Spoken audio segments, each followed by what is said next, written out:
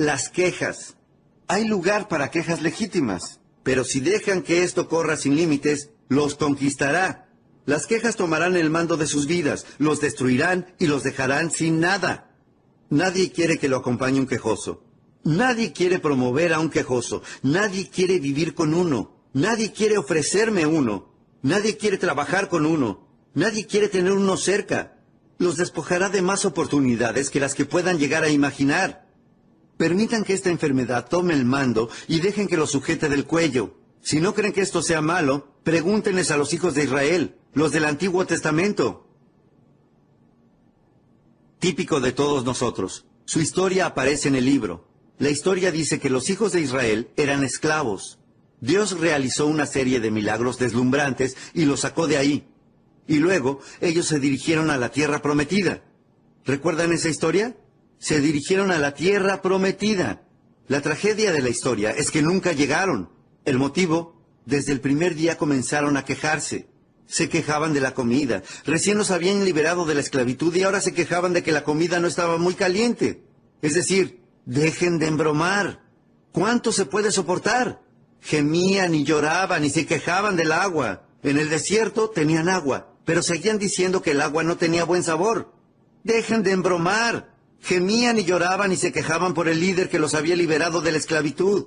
Decían que ese líder no era competente del todo. Es decir, dejen de embromar. Gemían y lloraban porque hacía demasiado calor, hacía demasiado frío, estaban muy lejos, era demasiado difícil, el terreno era muy rocoso. Gimieron y lloraron durante años. Finalmente, Dios dijo, ya tuve suficiente, cancelo el viaje. O algo parecido. La historia dice que murieron en el desierto.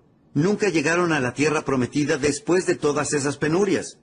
Y supongo que eso significa dos cosas. Primero, que si uno se permite quejarse así, le cancelarán su futuro, los ascensos futuros, cualquier cosa futura.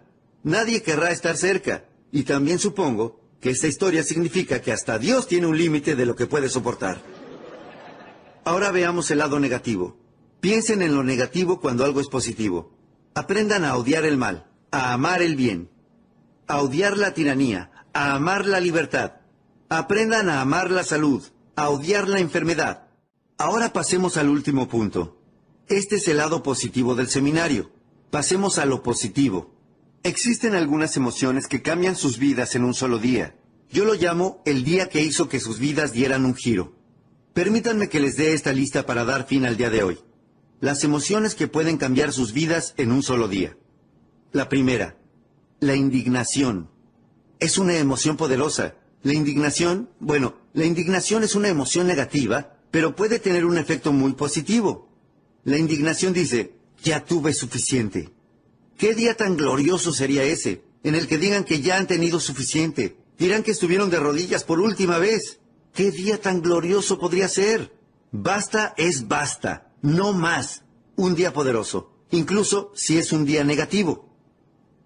En Nueva York conocí a una superestrella hermosa y sofisticada. Ella trabajaba para una compañía de joyas y era una vicepresidente muy joven. Ganaba mucho dinero. Esa compañía me contrató para realizar unas capacitaciones, dar algunos seminarios y clases. Y conocí a esta mujer, una mujer extraordinaria. Descubrí que nunca asistió a la facultad, nunca asistió a la universidad. Dije, ¡epa! ¿Cómo llegó aquí? Así que le pregunté un poco sobre su historia. Le dije, ¿cómo llegó aquí? Nada de facultad, nada de universidad. Hablamos de la difícil Nueva York. Vicepresidente, un gran sueldo, negocio de joyas. Me dijo, bueno, deje que le cuente parte de la historia. Me dijo, hace algunos años yo era una madre muy joven. Dijo, y un día le pedí $10 a mi marido y él preguntó para qué eran. Me dijo, señor Ron, me prometí a mí misma que a partir de ese día nunca más volvería a pedir dinero. Me dijo, empecé a buscar una oportunidad y la encontré. Empecé a buscar las habilidades, las clases y las encontré. Y me dijo, sí, ahora soy vicepresidente de una compañía de joyas. Gano mucho dinero. Es difícil en Nueva York, pero esa es una de las razones por las que estoy aquí. Me dijo, le juro, señor Ron, que desde ese día nunca pedí dinero nuevamente. Un día poderoso. La siguiente. Decisión. Qué poderoso día puede ser ese, en el que se tomen decisiones. Si uno fuera hoy a casa y los próximos días hiciera una lista de decisiones que debería estar tomando, tomen rápido las más fáciles. Fijen algún cronograma para aprender lo que es necesario aprender y tomen el resto de las decisiones. Les aseguro que podría ser uno de los días gloriosos de sus vidas, el día en que decidan. Poderoso. La siguiente es el deseo. Querer algo con mucha fuerza. ¿Quién puede explicar cómo funciona eso? Yo no sé. Lo único que sé es que algunos lo tienen.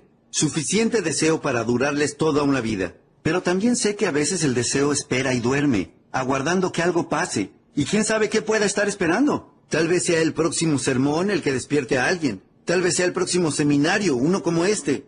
Tal vez sea un libro, tal vez sea una canción, su letra. Tal vez sea una película, su diálogo. Tal vez sea una experiencia de la vida. Tal vez sea la conversación con un amigo que finalmente se ponga a su altura. Tal vez sea el enfrentamiento con un enemigo. ¿Quién sabe qué cosa podría despertar repentinamente un deseo que pueda durar toda una vida? A veces, la experiencia más amarga puede generar el despertar más importante. Así que aquí tienen la clave sobre el deseo. Den la bienvenida a todas las experiencias de la vida. Hablaremos en más detalle sobre esto durante el seminario del fin de semana. Permitan que la vida los toque. No permitan que los mate, pero al menos dejen que los toque. El próximo contacto podría abrir la fuente y hacer que nunca les falte el deseo durante el resto de sus vidas. Poco después de que conocí a mi maestro, el señor Schoff, a los 25 años, ya nadie tuvo que preguntarme nunca en todos estos años cuándo iba a ponerme en marcha.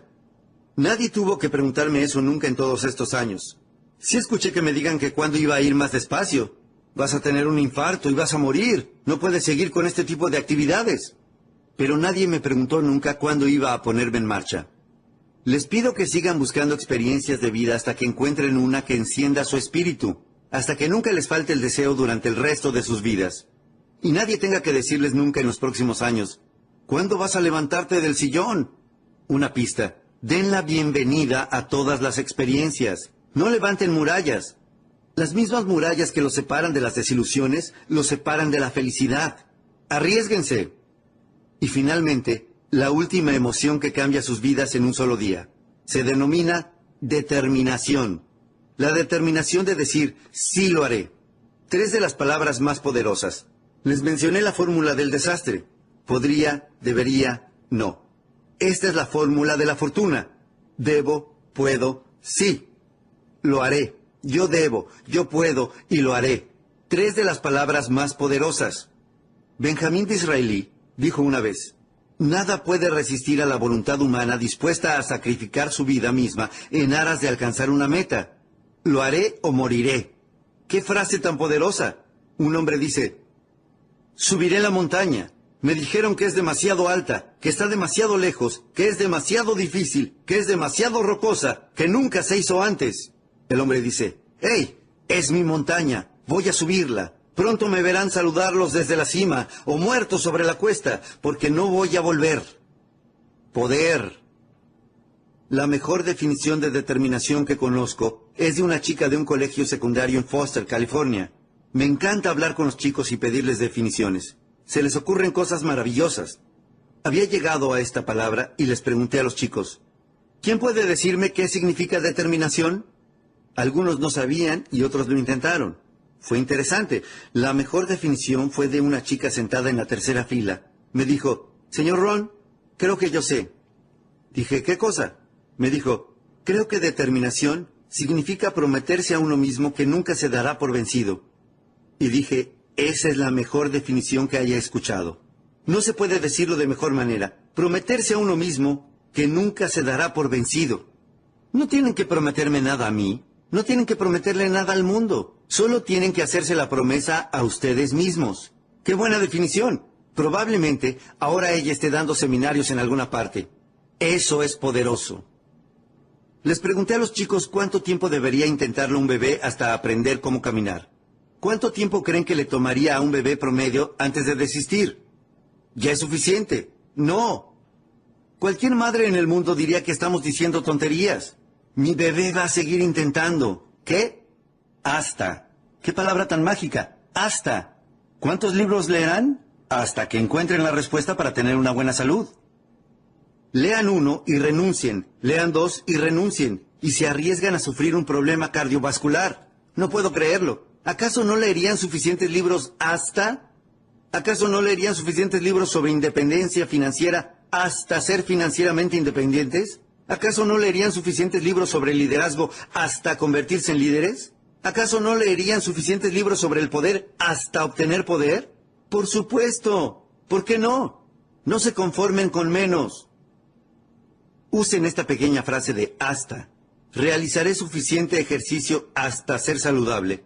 Estoy sin aliento, pero me impondré disciplinas hasta que ya no me falte el aliento. No voy a subir unas escaleras y después no poder recuperar el aliento. Basta. La magia del hasta. El día que hace que sus vidas den un giro. Y ahora les voy a presentar mis 4 preguntas de cierre y terminamos. 4 preguntas a considerar, las llamo, para sus notas, y después habremos terminado. Vaya día fascinante que fue este. No veo la hora de volver. A este mismo salón, ¿sí? ¿La próxima vez? Si tienen la posibilidad de volver, me encantará que asistan. Bueno, simplemente anoten estas 4 preguntas y con esto daremos por terminado nuestro seminario. Y podrán irse para evitar el tránsito. Primera pregunta. ¿Por qué? Una de las preguntas más importantes de la vida. ¿Por qué los chicos siempre dicen ¿por qué? Buena pregunta. ¿Qué momento tan extraordinario suele ser enseñar y que alguien diga ¿por qué? No dejen pasar ningún por qué sin una respuesta de peso. ¿Por qué aprender tanto? ¿Por qué leer tanto? ¿Por qué intentarlo tanto? ¿Por qué no gastar todo el dinero cuando se es chico? Solo se es chico una vez. ¿Qué? Hay que responder a esos qué. ¿Por qué? Hay que plantear algunos por qué. Veamos lo que enseñamos en liderazgo. Cuando el por qué adquiere poder, el cómo se vuelve fácil. ¿Por qué? Si uno puede pensar suficientes motivos, puede revolucionar su vida. Pocos motivos y les aseguro que tendrán pocas respuestas. Si uno tiene suficientes motivos, eso lo impulsará a encontrar libros y respuestas, y asistir a clases, y a fijarse disciplinas, y hacer todo lo que sea necesario. Si uno tiene suficientes motivos, para eso está el por qué. Cientos de motivos. Y ahora les mencionaré una de las mejores respuestas al por qué. Segunda pregunta. ¿Por qué no? ¿Qué otra cosa hay que hacer una vez que están en esa situación? ¿Por qué no ver qué tan lejos pueden llegar? ¿Cuántas habilidades pueden desarrollar? ¿Cuánto dinero pueden ganar? ¿Cuánto pueden compartir? ¿Por qué no ver en cuántos emprendimientos pueden involucrarse? ¿Cuántas ventas pueden realizar? ¿Cuántos ascensos pueden lograr? ¿Cuántos amigos pueden hacer? ¿Cuán valiosos pueden volverse para sus familias? ¿Por qué no ver todo lo que pueden hacer y ver todo lo que pueden ver? E ir a donde puedan ir y hacer todo lo que tengan la posibilidad de hacer y vivir una vida extraordinaria? ¿Por qué no? ¡Hey! Tienen que quedarse aquí hasta que se vayan. O sea, ¿qué otra cosa van a hacer? Deben esperar hasta que llegue el amargo fin. ¡Vamos! ¿Por qué no verlo todo? ¿Por qué no tenerlo todo? ¿Por qué no hacerlo todo? ¿Por qué no dedicarse a tantas cosas como puedan para comprobar todas sus posibilidades y todos sus valores en cuanto a la vida y el corazón y el espíritu y el alma? ¿Por qué no? Y ahora les voy a hacer una de las preguntas más importantes que podría hacerles en forma individual si tuviese oportunidad. Pero tendré que hacerla en forma colectiva, aunque quiero que la consideren en forma individual. Hoy vine desde mi casa y dejé a mi familia para pasar un tiempo con ustedes y sus familias para hacerles esta pregunta sumamente importante. Algo que es importante para mí y es la pregunta número 3. ¿Por qué ustedes no? Soy un chico granjero de Idaho, criado en el anonimato. A los 25 años estaba en bancarrota y avergonzado enfrente de mi familia. Mi familia sabía que los acreedores decían que iban a venir a llevarse mi auto. ¿Qué clase de padre es ese? Así que, ¿cómo llegué aquí? Vamos, les estoy preguntando por qué ustedes no. Si yo puedo encontrar este librito, El hombre más rico de Babilonia, ¿acaso ustedes no pueden encontrarlo? Si yo puedo leer, ¿acaso ustedes no pueden leer? Si yo puedo cambiar, ¿acaso ustedes no pueden cambiar? Si yo puedo fijarme algunas disciplinas y salvarme del desastre, ¿acaso ustedes no pueden? Y la respuesta es sí. ¿Por qué ustedes no? ¿Acaso su sangre tiene menos ambición que la mía? No puedo creerlo. No puedo creer que yo sea inteligente y ustedes sean estúpidos. Yo puedo entender algo y ustedes no pueden. No puedo creer eso. Yo tengo empuje, ustedes no lo tienen. No puedo creer eso. Si no, ustedes no estarían hoy aquí. ¿Por qué ustedes no? Un chico granjero de Idaho. De eso se tratan las historias sobre el éxito en los Estados Unidos. Desearía tener un montón de personas que subieran a este estrado y contaran sus historias y dieran sus testimonios, y no ser solo yo para alentarlos. Y todas estas personas terminarían sus historias diciendo, ¿por qué ustedes no? Una madre que subsistía gracias a la asistencia social y que ahora es más rica de lo que puedan imaginar. ¿Acaso ella no les diría, ¿por qué ustedes no? Yo empecé mal. ¿Por qué ustedes no? Yo empecé estando enfermo. ¿Por qué ustedes no? Yo empecé retrasado con mis pagos y con deudas. ¿Por qué ustedes no? Yo estaba desesperado y ahora camino con la cabeza en alto. ¿Por qué ustedes no? De eso se tratan las historias sobre el sueño americano. ¿Por qué ustedes no? Si uno puede hacerlo, todos podemos hacerlo. Desearía presentarles más historias. Una de las mejores que conozco es de un querido amigo mío, Mark Hughes, de Herbalife. ¡Wow! ¡Qué historia! Mi querido amigo Mark Hughes creció en la parte difícil de Los Ángeles y consumía drogas cuando era chico, pero consiguió escapar. Se interesó tanto en ayudar a que otros chicos salieran de las drogas que comenzó a recaudar fondos, incluso cuando era chico. Se convirtió en uno de los mejores. Cuando era adolescente ganó todo tipo de premios. Todavía da una buena parte de su fortuna a ayudar a que los chicos salgan de las drogas. Uno de sus clientes en aquel entonces fue Ronald Reagan, que después fue presidente del país. Esa ya es toda una historia. Este chico, Mark Hughes, no conoció a su padre hasta que cumplió 20 años. Y cuando lo conoció, no le agradó desafortunadamente. No volvió a verlo por 9 años. Yo tuve que ver con esa segunda vez. Decidieron que al menos tratarían de ser amigos, y ahora son buenos amigos. Fue una manera difícil de crecer. El juez tuvo que decidir con quién iba a vivir Mark Hughes cuando era niño. No fue el mejor de los casos. Cuando tenía 18 años, su madre murió de una sobredosis. Y eso no es algo que uno ande contándole a todos. Mark Hughes nunca asistió a la facultad, nunca asistió a la universidad. Únicamente fue a la escuela hasta el 9º grado, y después dejó los estudios. Pero cuando su madre murió, ella estaba tratando de perder algo de peso, de perder unos kilos. Y se volvió adicta a las drogas para adelgazar, y después se volvió adicta a las pastillas para dormir. Y entonces empezó a visitar a 2, 3, 4, 5 médicos, todos a espaldas del resto, para mantener este monstruoso hábito. Y cuando tenía 36 años, murió. Cuando murió, Mark dijo que debía haber una manera mejor de perder algunos kilos que volverse adicto a las drogas. Dijo que iba a buscar una manera, que tenía que haber una manera nutricional, una manera segura. Así que comenzó a estudiar sobre nutrición. Yo lo conocí 2 o 3 años después, y no podía creer lo que sabía. ¡Vaya chico! Y entonces hizo un gran descubrimiento, y ese descubrimiento eran las hierbas. Estaba tan fascinado por las hierbas que viajó a China cuando era solo un chico, y finalmente preparó una fórmula llamada Herbalife. Su abuela fue su primer cliente. Él dijo, abuela, estás gorda, tienes que probar mi nueva fórmula. Ahora tiene una presentación mejor de su producto, pero bueno, eso fue antes. Y ella dijo, está bien. Y perdió algo de peso, y se sintió bien, e hizo correr la voz, y le consiguió más clientes. Así comenzó Herbalife. Al principio, comenzó a vender desde el maletero de su auto, y siguió adelante, siguió adelante, siguió adelante, consiguió más gente que lo ayudara, ganó $1,000 millones en ventas. Se entusiasmó tanto con lo que había logrado, que ganó otros $1,000 millones en ventas. Y luego siguió adelante, extendiéndose a otros países, y ganó otros $1,000 millones en ventas. Y entonces dijo simplemente, hey, esto va bien. Y siguió adelante, y ganó otros $1,000 millones en ventas. ¿Cuánto suma eso? $4,000 millones. Y hace negocios en unos 18 a 20 países en forma oficial, y unos 50 en forma no oficial. Mega rico, superando la imaginación de cualquiera, y todavía tiene 34 años de edad. Vive en una mansión en Beverly Hills y tiene casas en todo el mundo. Si él estuviera aquí para contar su historia, ¿saben lo que les diría? ¿Por qué ustedes no? ¿Acaso no pueden encontrar a una abuela gorda? Tomen una prestada del vecindario. Otra cosa que les diría, responsabilícense. Tal vez lo que les haya pasado hasta ahora no haya sido completamente su culpa, pero a partir de ahora, para resolverlo, asuman el desafío. Responsabilícense al 100%. Trabajen para buscar una salida. Mark asistió a mi seminario hace unos 16 años y yo le recomendé el librito El hombre más rico de Babilonia. ¿Adivinen qué? Fue y lo consiguió. Les pido que no se conformen con menos. Dejen que las historias sobre el sueño americano los inspiren. Comiencen de cero, comiencen de la nada, comiencen con deudas, comiencen desesperados, comiencen desde la oscuridad.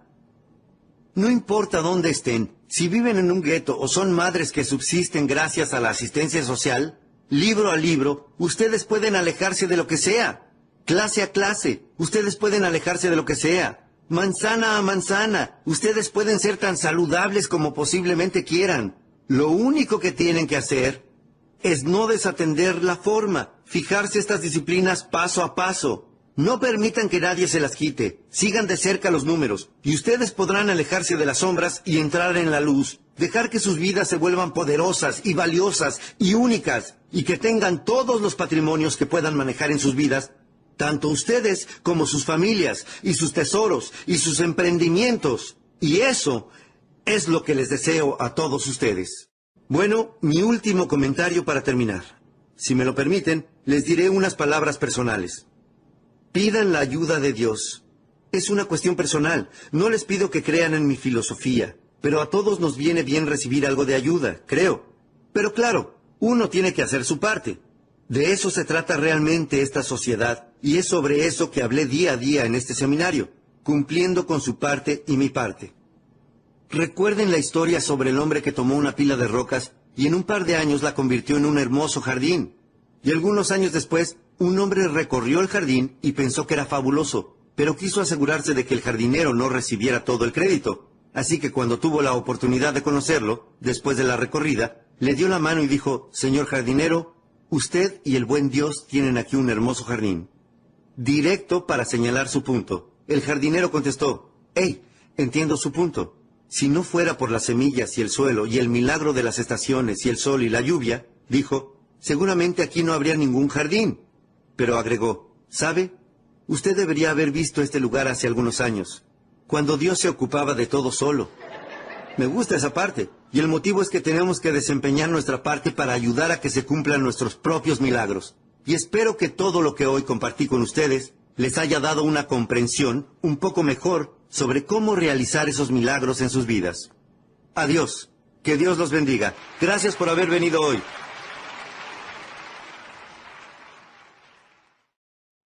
Existe una historia de la Biblia que enseña la ley de los promedios. Es una historia interesante llamada la parábola del sembrador, la historia del sembrador. Y si no la leyeron últimamente, se trata de una historia muy interesante de leer. Es un estupendo ejemplo de la ley de los promedios. Esta parábola del sembrador. El sembrador, antiguamente, era el tipo que plantaba los cultivos. Lo llamaban sembrador, sí. Todos preparaban el terreno. No sé cómo hacían para prepararlo, sí, pero todos preparaban el terreno. Y este tipo, al que llamaban el sembrador, plantaba los cultivos y usaba una enorme bolsa con semillas. Caminaba por el campo y, sí, sembraba las semillas y plantaba los cultivos. Lo llamaban sembrador. Ahora, la historia del sembrador es una típica historia de vida y de personas y de resultados y de lo que uno puede esperar. ¿Sí? Y uno tiene que dejar que lo obvio se convierta en su mejor maestro. Cuando uno lee la historia del sembrador, se encuentra algunos puntos muy interesantes. Primero, el sembrador era un hombre sabio. Y cuando uno lee la historia completa, llega a la conclusión de que el sembrador era un hombre sabio. Y esto es una gran ventaja. Uno no quiere enviar a un tonto a plantar la cosecha, ¿sí? Pasaríamos hambre en otoño. El siguiente punto en la historia es que el sembrador tenía semillas excelentes. ¡Excelentes! La historia dice que él era el mejor. No se conformaba con algo barato y de segunda calidad. El tercer punto en la historia es que era sumamente ambicioso. Y cuando uno lee la historia completa, llega a la conclusión de que este hombre era ambicioso, que es una cualidad admirable. Ambición. Y luego fue a trabajar. El tipo dice: «Ah, sabía que en algún lugar habría una complicación. Seguramente ahí es donde esté, ¿verdad?». El tipo va a trabajar. La historia habla de este sembrador con excelentes semillas, sumamente ambicioso, con oportunidades que lo rodeaban por donde mirase. Tenía la capacidad, tenía las semillas, todo estaba preparado. Y comienza a sembrar para tener algunos resultados. Lo que es interesante en la historia es lo que le pasó. Es una típica historia de vida, pero es fascinante.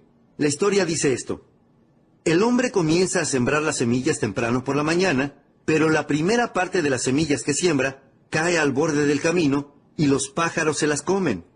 Él siembra estas buenas semillas, un hombre sumamente ambicioso que siembra estas buenas semillas y los pájaros se las quitan.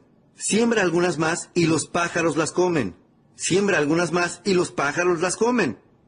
Pero recuerden que esta es una historia de vida y de personas. ¿Les parece que esto sea algo típico?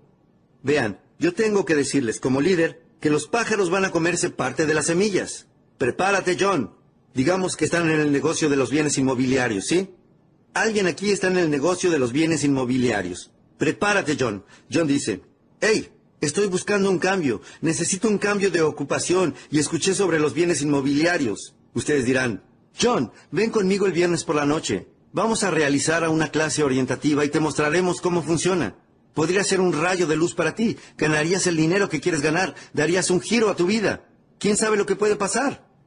John dirá, me parece estupendo. Allí estaré el viernes por la noche. Aprenderé todo. Seguramente me convierte en uno de sus mejores vendedores. Dirán, bueno, nos vemos el viernes por la noche. Llega la noche del viernes. Se suponía que comenzarían a las 7:30 y John no aparece. Uno dirá, bueno, quizás hay mucho tránsito.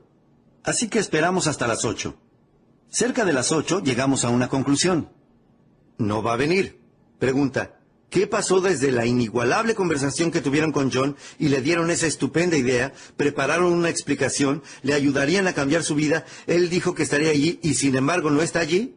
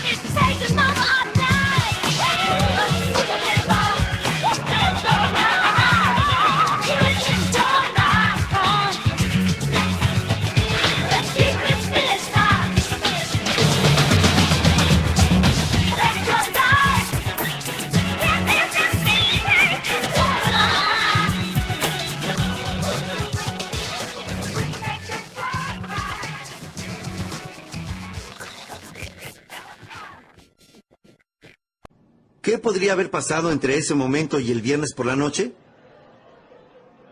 Los pájaros alcanzaron al chico. Lo atraparon. Y quién sabe quién podría haber sido, ¿cierto? Tal vez fuera su cuñado.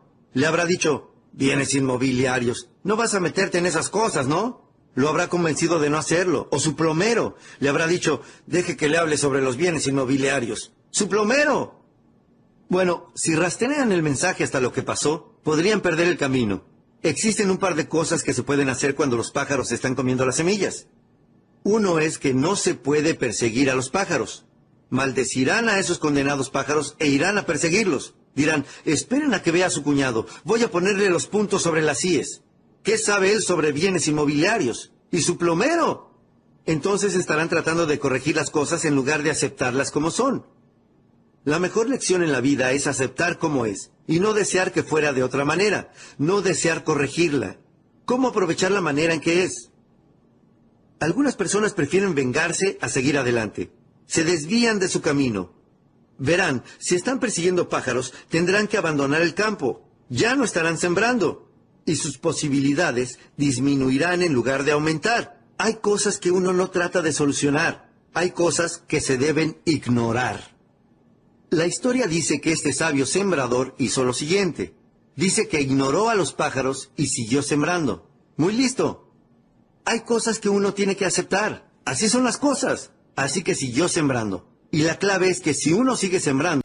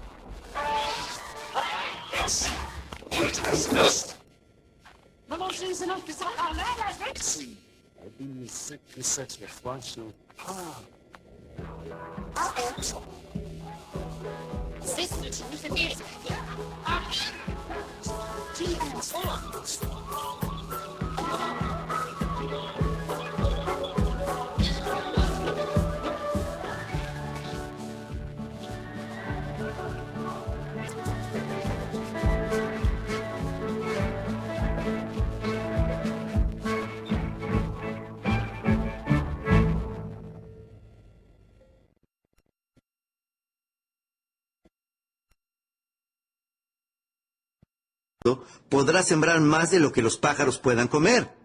Pero los pájaros son parte de la vida. Y no me pregunten por qué. Yo no soy el que lo dispuso. Yo no sé. Simplemente así son las cosas. Así que siguió sembrando. Bueno, la historia dice que el sembrador siguió sembrando. Y las semillas cayeron en terreno poco profundo. Terreno rocoso, donde no podían entrar. Y dice que esta vez las plantitas comenzaron a crecer. Los pájaros no las comieron. Pero el primer día de calor, estas plantitas se marchitaron y murieron. ¡Qué desilusión!, ¿no? Pero eso seguramente pase. Esta vez, uno está reclutando a John. John dice, seré uno de sus mejores empleados. Él no se presenta a la tercera reunión. Dirán, ¿dónde está John? Dirán, yo no sé, alguien lo asustó y él... Cuando yo iba al colegio, había algo más de 400 personas. No, sí, había algo más de 400 personas en primer año y 150 en el último año. ¿Eso es inusual? Verán, siempre hay más personas en los primeros años que en los siguientes. ¿Cómo se llama eso? La ley de los promedios. La vida se cobra una cuota inevitable. Todos deberían quedarse hasta el final, ¿verdad? Tal vez deberían, pero no lo hacen. Y hay que aprender a tomarse eso con calma. Si no, perderán el camino. Se tropezarán, se frustrarán, confundirán su comprensión de la vida y no sabrán lo que pasa. Hay que entender que a veces las semillas caen en terreno poco profundo. Y no dice qué hay que hacer con el terreno poco profundo. Simplemente dice que así son las cosas. Y tenemos la tendencia a decir, el mes pasado creía que John era algo seguro.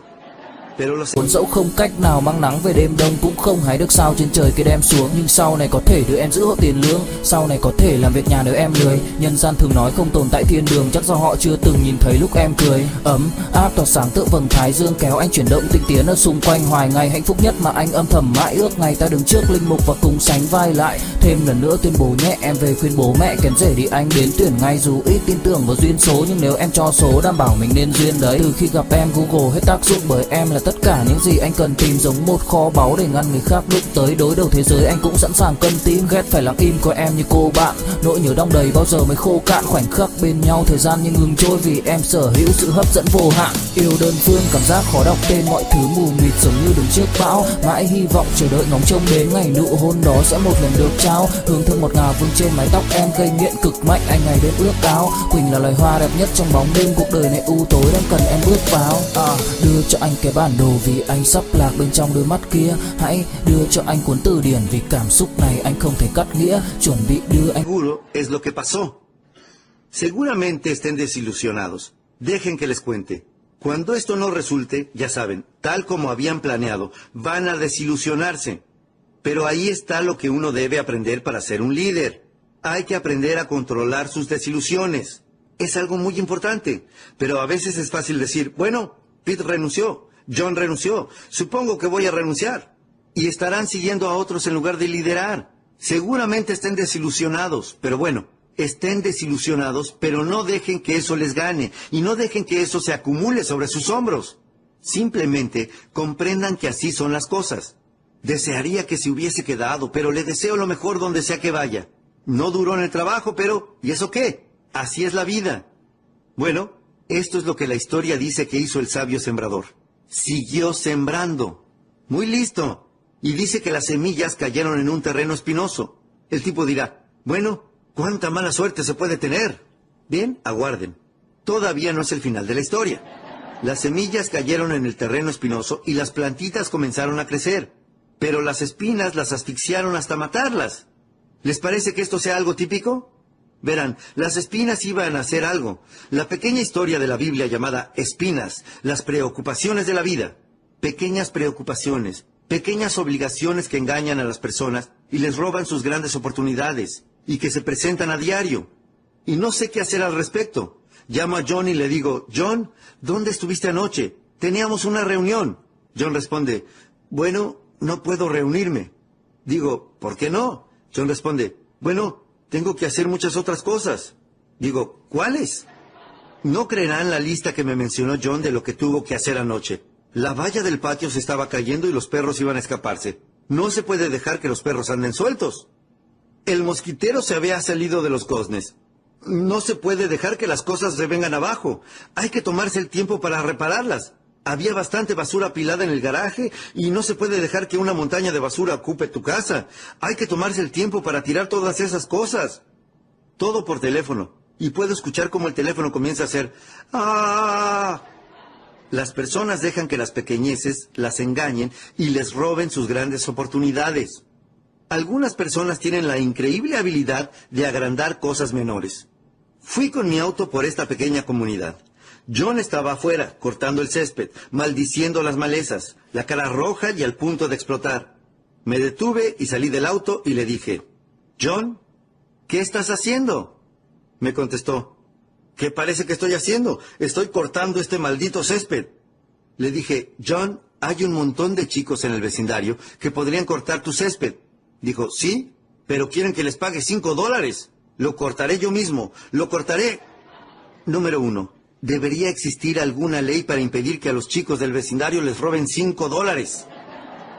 Esa sería toda una ley. Pero el peor robo es dejar que las pequeñeces le roben a uno sus oportunidades más importantes. Culpa de las espinas, de las preocupaciones.